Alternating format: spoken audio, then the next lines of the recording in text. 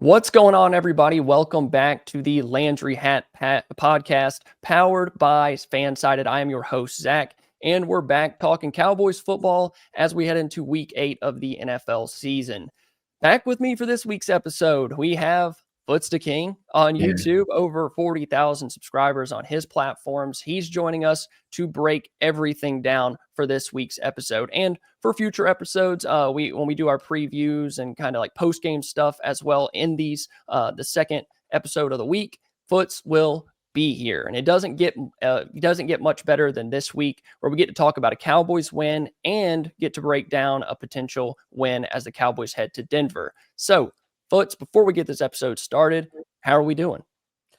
You know, Zach, I'm in the DMV area, and I just got to say, coming off a win, I'm not doing bad. Like, I'm doing well. You went into this game must win, right? Washington was air quote shorthanded, although do Terry and Debo make up 22 points? I don't know if they do, Zach, but at the end of the day, the offense came out humming, and even though they hit a few lulls throughout the game, the defense played well. And is that something that they can build on? Matt Eberflus is talking right now. We will probably get to that. But for me, Zach, bro, I'm in good spirits because I think that this team has a chance. They need to stay afloat, and I'm pretty sure we're going to talk about it. But I'm feeling good. Everything's good.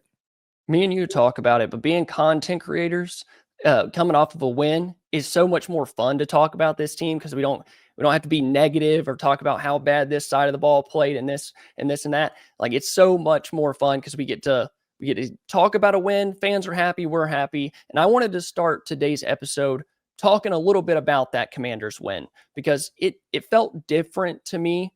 At least, like, the offense is obviously still cooking, but it's what they did defensively. More man coverage, guys were getting to play downhill, they were in attack mode, not playing on their heels, and the performance was much better for it. So I want to start out with this question, Foots. That Commanders win, coming off that loss against the Panthers, like, we have to remember how bad that felt to watch that game. Rico Dowdle beat you by himself for like 250 yards from scrimmage. Yeah. What you saw on both sides of the ball, but mainly with the defense, did it increase your confidence level at all for this team moving forward? Or did it feel more like a one-off or something that they can continue to do? I'm a positive guy. It increased my confidence, but they need to go be consistent, right? I said that the Carolina game, I don't want to call it an anomaly, but I feel like they didn't think that Carolina would consistently just punch on them.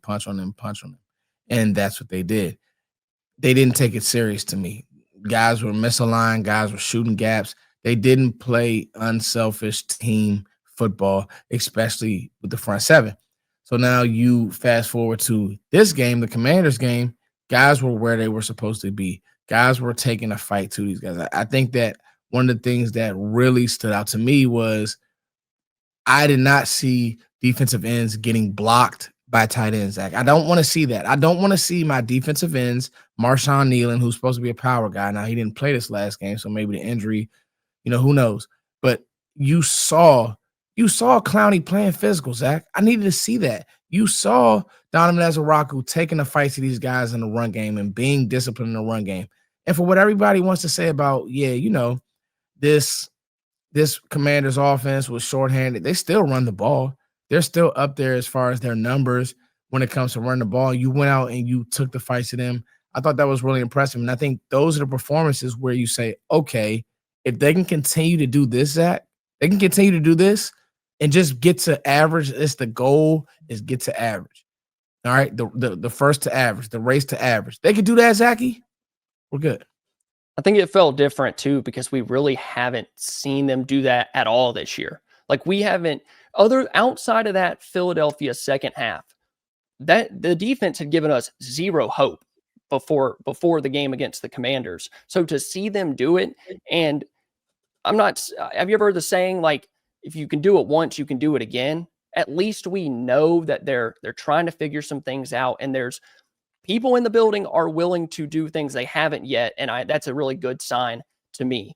But I think this unit still needs an injection of just a little bit of talent. Now, to what scale, people will say, get a defender that for 2 first-round picks, give up both of them. Some people are like, I don't want to give up too much, keep your draft picks.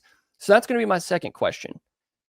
I don't think the question is, should Dallas make a trade? I think they are. You look back at their history when they have teams like this to where they think they're a contender, they'll make moves. You go back to, even if it's just Jonathan Hankins at that year, I think it was 2023 or 2022, they get him. They try to help their run defense. It's not a major move. Or you go back to 2018 where they traded for Amari Cooper and they were 3-5, but they traded a first round pick for him. Those are two of the same things. Like, they're trying to improve their team, just to what scale?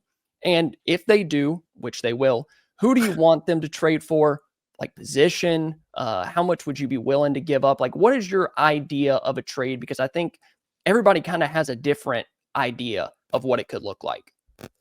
Well, obviously the Max Crosby stuff, we covered it.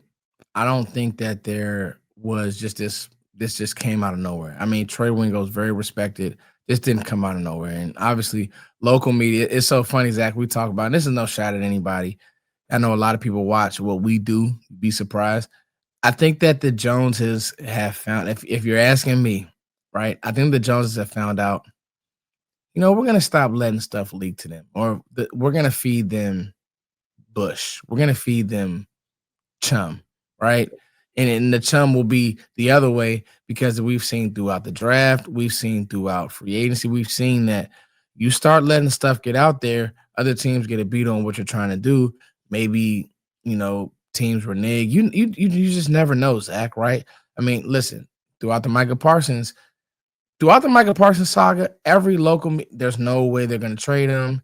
I've been told this, I've been told that. Bingo, he's out of there. Like, you know what I mean? And so to me, the Joneses and the front office are doing a great job of playing these guys against each other.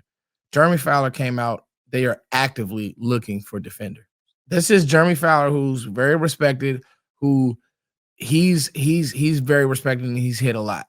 So they're actively looking for defenders. So to act like there wasn't a call, there isn't any flirting going on with the Cowboys looking at Max Crosby, I just don't believe that. As my brothers would say, Sky Vosh, the truth probably lies somewhere in the middle. Cool. Here's what I'm looking for, Zach. You're getting DeMarvin Overshown back. To me, the cornerback room is what it is, and if there's a guy on a roster that's good, he's probably staying there, because his corners are just so hard to find. You could talk me into a Minka Fitzpatrick, somebody that can sure up the back end of that defense, maybe bring Donovan down in the box more, and now you could play more 3 safety looks. You can get Marquise Bell back off the field, although Marquise Bell played pretty well. But you could do something like that, and it's Fitzpatrick. When is Hooker coming back, Zach? Do you know if he's coming back? I think it's a couple weeks. I don't think he's that. They put him on IR, right? I believe so. Yeah. Okay, so Hooker's out the fold, but I wouldn't be mad at having Hooker and Minka back there, right? You're playing these split safety looks, but Minka's also a great tackler. He knows the scheme. He's great. So that's a name that I've seen flirted around. I've looked at, the Bradley Chubbs of the world, and I'm not mad at that. Jalen Phillips of the world, I'm not mad at that. It seems like, Miami is really open for business. The name for me, and I've said it, even probably more than Max Crosby, that will really unlock this defense to its full potential, is Jeffrey Simmons. Now, the Titans have come out and said they're not interested, allegedly. But then you're starting to hear things that the Cowboys have actually reached out to Tennessee, that's in the fold. Jeff Simmons, to me, fits this defense to a T. What Eberflus wants to do, you need a pocket-pushing, big defensive tackle that can't be moved. And, by the way, he has some pass rush. For me, it's Dexter Lawrence and Jeff Simmons and maybe Quentin Williams. Like, those 3 are the 3 names that, when it comes to one tech, nose tackles that can just continuously ear hold a center, that can continuously get good knockback on a center. Those are the 3 names. So getting a guy like that in here, Zach, I don't know, man. Like, it would really unlock this defense. It would unlock the blitzes. It would unlock the pass rush. That's the name for me, and that's the name that I'm willing to not be cheap on. If it's expensive, my dad always said, Well, you pay for what you get. So there is the difference between a Hyundai and an Audi. And, Audis cost a little bit more. Hey, you know what, Zach? You probably got to put the right type of fuel in there. But when you want to get from A to B and you want to cut down 15 minutes and you need to open up that A8, God dog, you get that Audi, Zach. You get the Audi. Come on now. So, Jeff Simmons, Bradley Chubb, names like that. I even heard Nick Herbig floated around from Pittsburgh. Good name. So, those names feel good to me, Zach. I think it's interesting that when we hear about the Cowboys calling for trade partners and asking about guys, it's coming from national media or a guy that's affiliated with the other team that are calling. Like the Raiders were leaking out that Dallas has contacted them about Max Crosby, but Cowboys reporters don't know anything about it. And Dallas is like, oh no, we never called. We're not making calls. We're not actively doing it. Very next day, Jeremy Fowler comes out and is like, they've called everybody. Like I believe they've called the entire league and asked about players. So they've done a really good job of keeping everything really close to the vest. The Pickens trade, who they were going to draft, like what they were planning to do. And I think Schottenheimer has a good bit to do with that. I think he's like, y'all like chill that we didn't, because then it just drives the price up. Like Dallas is really dying to draft or trade for Max Crosby. And the Raiders are like, well, we really don't want to give him up. We don't want to give him up. That drives the price up. Like you're doing everything that you can to keep it level and where you're not overpaying and you can have a chance to get what you want without giving up 2 first-round picks, hopefully. I don't think the question is, will Dallas make a trade? I think it's just what level of trade they're going to make. Like what are we talking about, giving up one of those first-rounders, or are we thinking about a Jonathan Hankins trade? I just don't know if it'll be a needle mover, but I really, really hope that it is. So that's our conversation about Dallas trading for a player, what we saw defensively last week against Washington.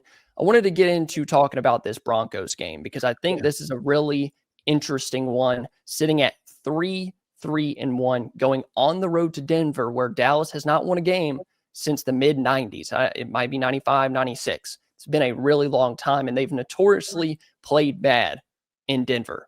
But at 3-3-1, like, I'm not saying you're running out of time, but it's time to start stacking these wins with the schedule that you have going forward, right?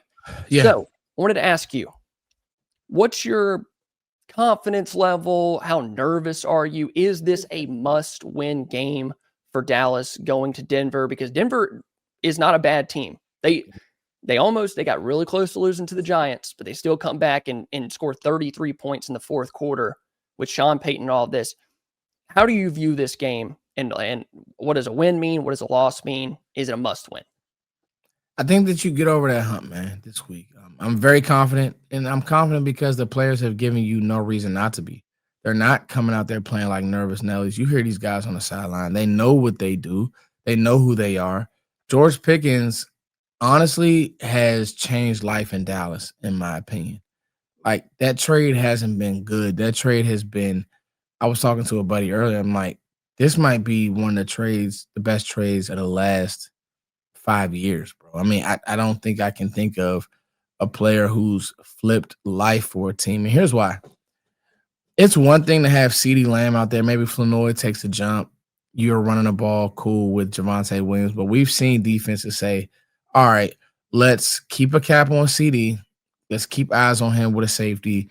We'll still be able to kind of deal with their second receiver, and we'll choke the run.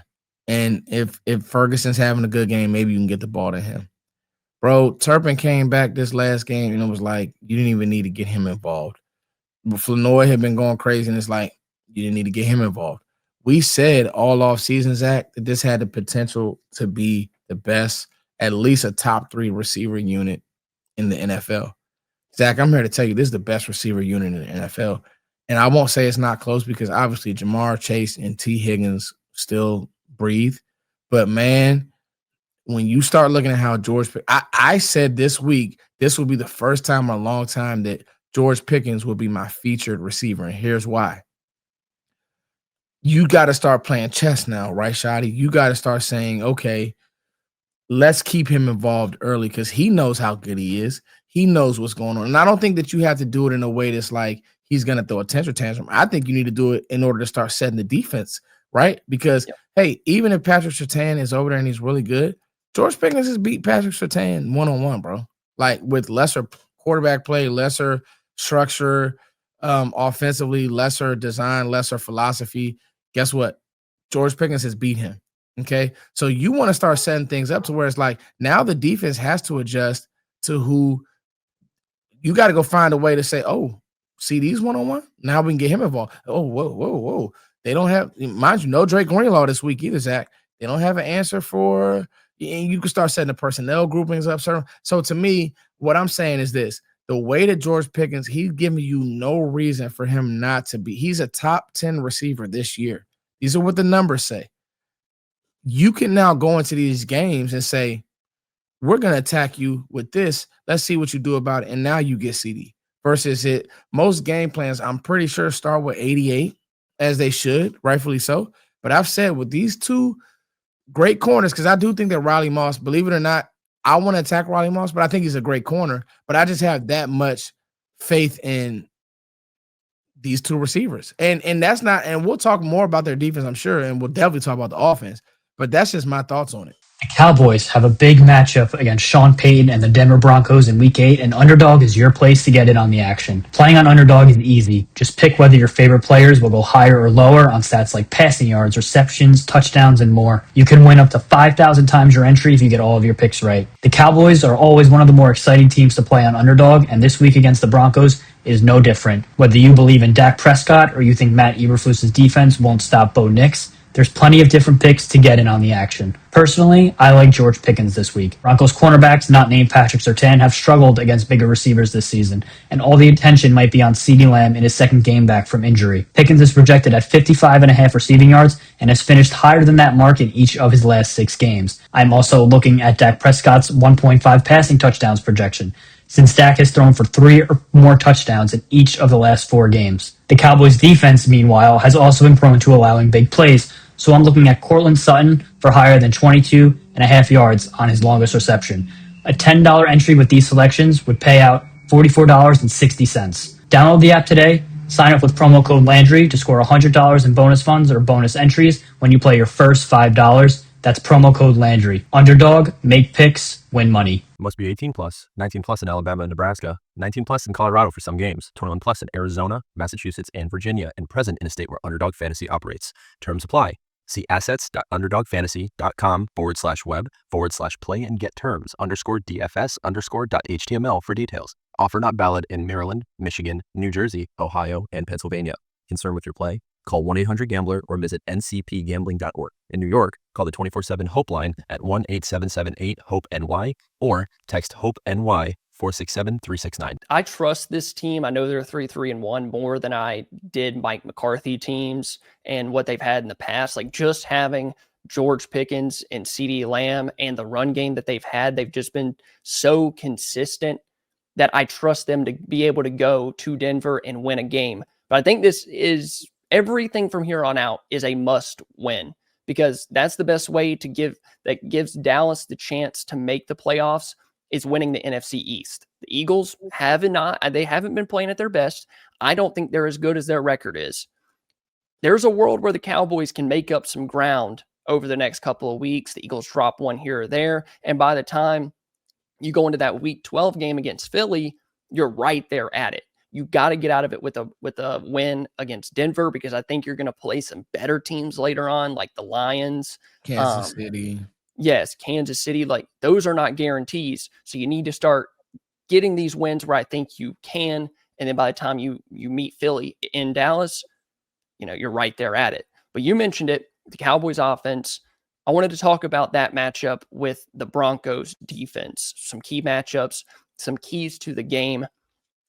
And for me, I think going into this one with Lamb and Pickens, that they're going to be able to do what they've been doing. Like they're just so good. It's hard to match up with them. The Broncos actually might match up with them better than any defense in the entire NFL because they have Pat Surtain and Riley Moss. Riley Moss has been playing really good football, but I don't think it's going to be enough, right? Yeah.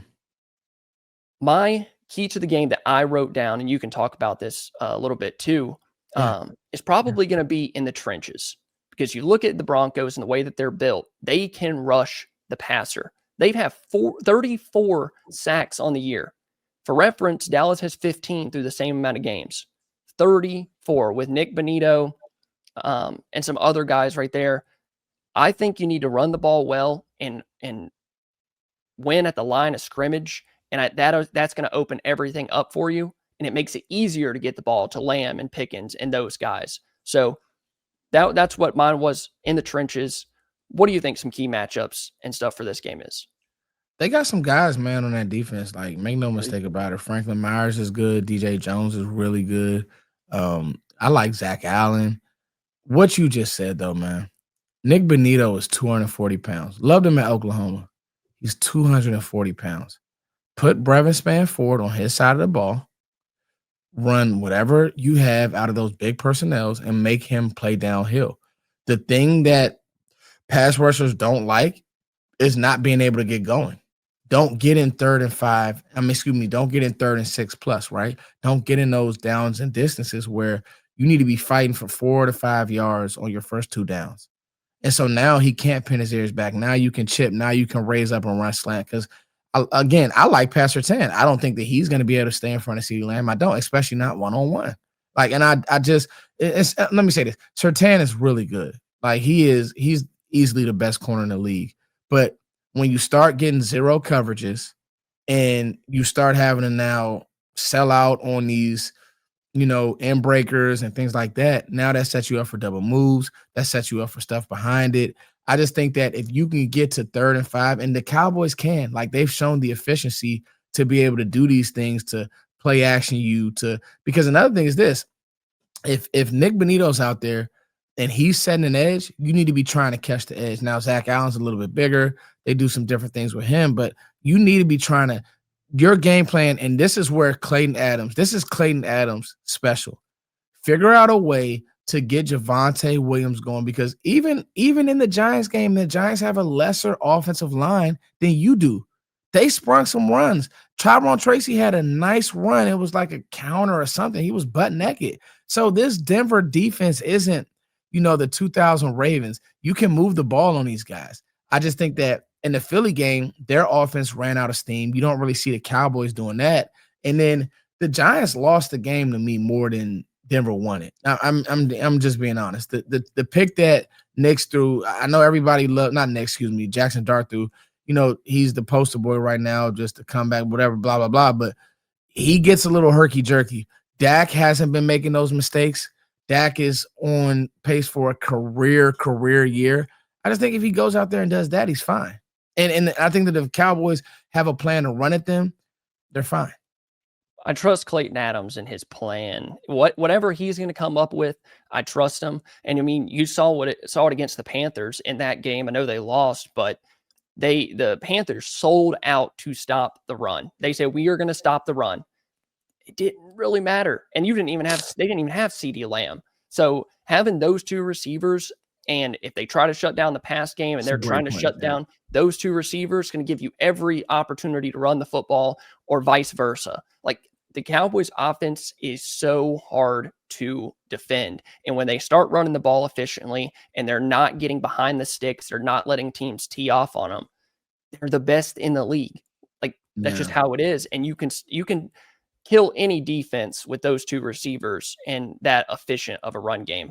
Like you said, the Giants are just they're not the Cowboys level of good. Like, they don't even have Malik Neighbors. Who is their number 1 wide receiver right now? Wan'Dale Robinson or Darius Slayton? Yeah. Like, I was going to say Steve. I was going to say Steve Slayton. So that's what I know about their roster. Exactly. They don't have the receivers and the personnel that Dallas does, and they lost the game. They didn't. Mm-hmm. The Broncos didn't win it. You don't 1,000% 33 in the fourth quarter and not say that you've lost yourself. It's embarrassing. If you listen to Brian Burns after the game, I respect that about the competitor that he is. He was livid. It was disgusting to lose that game. Disgusting. It was, and I think we would be looking at this team a little bit different if the score at one point was 32-8 or something like that. It was bad. Like, the Giants had full control of the game. They showed a preview during the Cowboys game. I'm like, what's going on there? So I think the comeback win kind of makes it seem like they're better than they are, but their defense, they can rush the passer. They have some good corners on the outside, but that does not mean that Dallas isn't going to be able to move the ball. But let's flip over to the other side. And me and you talked about the Broncos offense a little bit yesterday over text with Bo Nix and Sean Payton. There's some weird fan dynamic stuff going on, questioning if Payton is helping Nix or he's holding him back or what's going on there. But I do know one thing, they like to run the football. Yeah. The Broncos like to run the football with J.K. Dobbins. I have him in fantasy, so I know they like to run the football. He's been pretty good this year. And then Bo Nix makes throws when he needs to. But what do you know about that offense, and obviously what we know about the Cowboys defense, some keys, some matchups? Like, what can you do against them to have success? Brother, this starts and ends with getting Bo Nix to be a great passer, play in and play out. So I got a few numbers for you. So EPA per drop back, Bo Nix is like, where is he at? He's plus 1.9, not great. No, excuse me. That's actually wrong. He is plus 0.1, so numbers aren't great. Average yards per attempt, when you look at Bo, is 7.2. I mean, that's down there with guys like Tua. It's just not good, bro. And so he's in, and then completion over expected. It's negative 2.9%. So it's just like it's not great. And if you look at his overall yardage, a few of those, it's kind of inflated. I mean, he's right at 11 with 1,500 yards, but the percentage and the actual efficiency of it all just it's not great, bro. And so to me, what I'm doing is what you just said. I'm choking a run. I'm getting up in these receivers' faces. If they beat me, they beat me. You shake their hand. But the Broncos just haven't done a good job of being and playing consistent football, whether it's the play calling, whether it's the shots that they take. Bo Nix, I remember watching this guy at Auburn. Then he gets to Oregon. You're like, okay, a little bit better. He whips the ball around. But then in the league, it's been like really hot, really cold. He gets really, really volatile. And so I think what happened last week was, okay, Sean said, let's just stay ahead of the sticks. He threw like 20 running back screens. And then finally, when they got down, they opened it up a little bit. He starts running around. He starts stepping up in the pocket, and he starts making throws. Now, I like Cortland Sutton, but I don't think he's a guy. First of all, he's not like on a Ceedee Lamb or George Pickens level at all. Like Troy Franklin, I like some of the pieces on their roster. But when I watch the offense, for lack of a better word, bro, it just doesn't have any rhythm.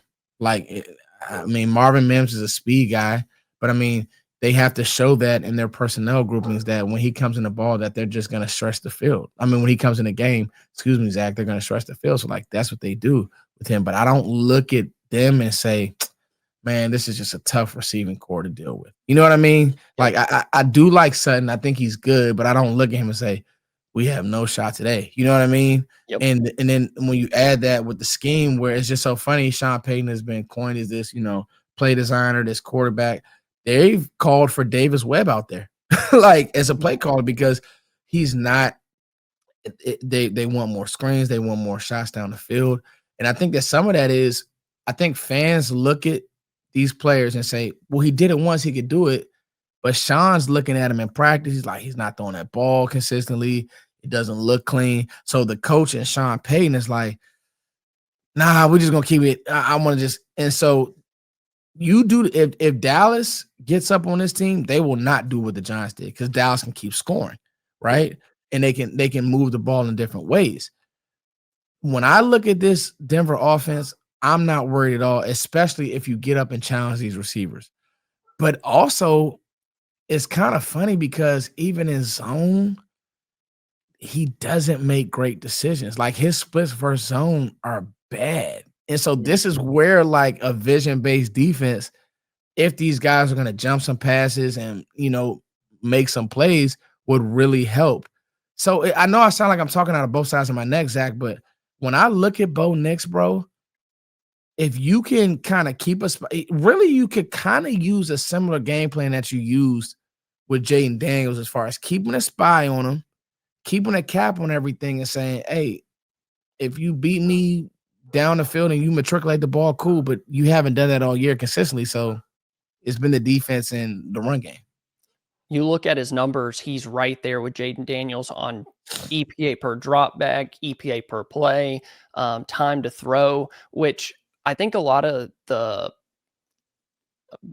annoyance with Sean Payton as the play caller for Bo Nix has been he doesn't let him just rip it. Like Sean Payton does a lot of things to protect him, a lot of half field reads, a lot of bootlegs out, a lot of stuff underneath. I think they throw like something crazy, like 45% of Bo Nix's yards have been on screens because they just don't. Sean Payton just doesn't trust him to sit back there and make throws down the field. Like you said, his zone splits and his man splits, neither one of them are good, but he's not good against man either. But he can also run the ball. So I like the idea that kind of do the same thing that you did with Jaden Daniels.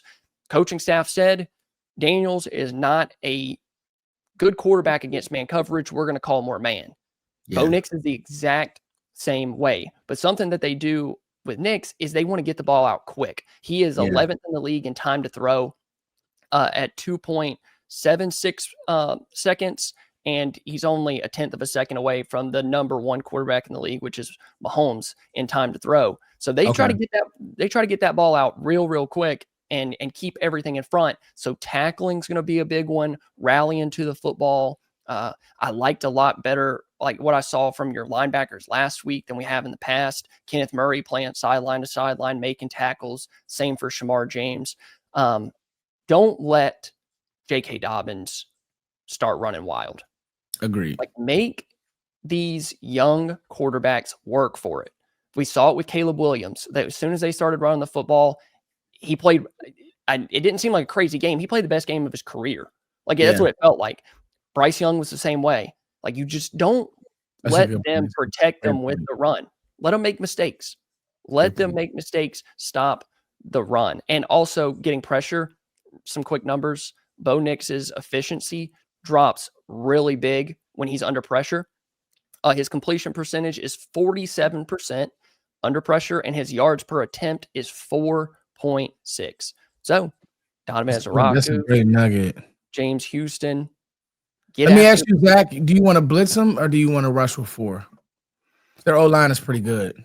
Yeah, you're probably going to have to dial up some blitzes. And younger quarterbacks tend to struggle with corner blitzes, especially if it's delayed or, just straight out of the slot. Send Reddy Stewart. We saw Jalen Hurts struggle with that in the second half of the Eagles game. I would probably send blitzes because I don't really know you're going to get consistent pressure with 4. But early on in the game, if you are, stick with it because that's what Eberflus wants to do anyway. He wants to get pressure with 4. So, I probably would blitz. The one note that I have, if you're going to play more man, just make sure that you have a spy on him, somebody that keeps, because he will run. He'll take off and hightail it. I mean, it's not Jaden Daniels level, but he'll run. Especially if everybody's back is turned to him, he'll just take off, and he has some sneaky athleticism. So that's what I would do. I thought Kenneth Murray did a good job last week on the times they had him spying Jaden Daniels. And that's what we've been saying about Kenneth Murray. Like, he's so athletic. If he knows what he's doing, he knows what he's doing. Like, he was tracking down Merritt and Daniels on a couple spies. Like, that's probably the best guy to use. It keeps him out of coverage, and I don't think Bo Nix is going to outrun him. But I completely agree.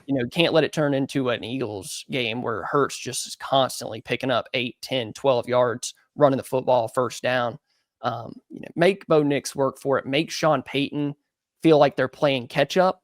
And I think you'll start getting into these situations and seeing the mistakes on that Broncos offense. So that's going to do it for today. Foots, do you have any closing thoughts? You want to give us a score prediction? I didn't prepare you for this. Do you want to give us a prediction of what's going to happen in this game? What it'll look like?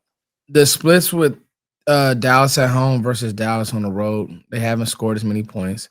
But I think all that goes out the window. I think Dallas is going to keep scoring. They hear the noise about, they can't win in Denver, blah, blah, blah. They don't care. They want to win this for Javonte Williams. Javonte Williams has been an amazing teammate, friend to all these guys.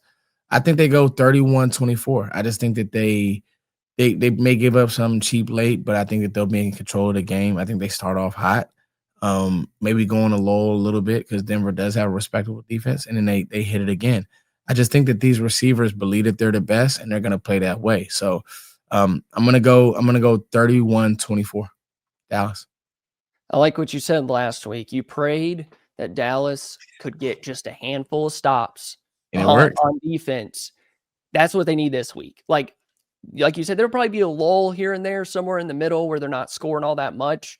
Yeah. And then like Dallas is eventually going to put points up on the board. Yeah. Something else crazy. Dak's only played 2 games against the Broncos in 10 years. His last one in Denver was 2017. So, not beating Denver is because they never play them. But yep, that's going to do it for today. Foots, thank you again for joining me here on the Landry Hat podcast, powered by FanSided. If you guys could, if you're listening here on YouTube, subscribe to the channel. If you're on Apple Podcasts, Spotify, make sure you add this to your library and give us a 5-star rating. That tells the algorithm that you enjoyed it. Thanks guys for watching, and we'll see you after the Cowboys game against the Broncos. Bye. Peace.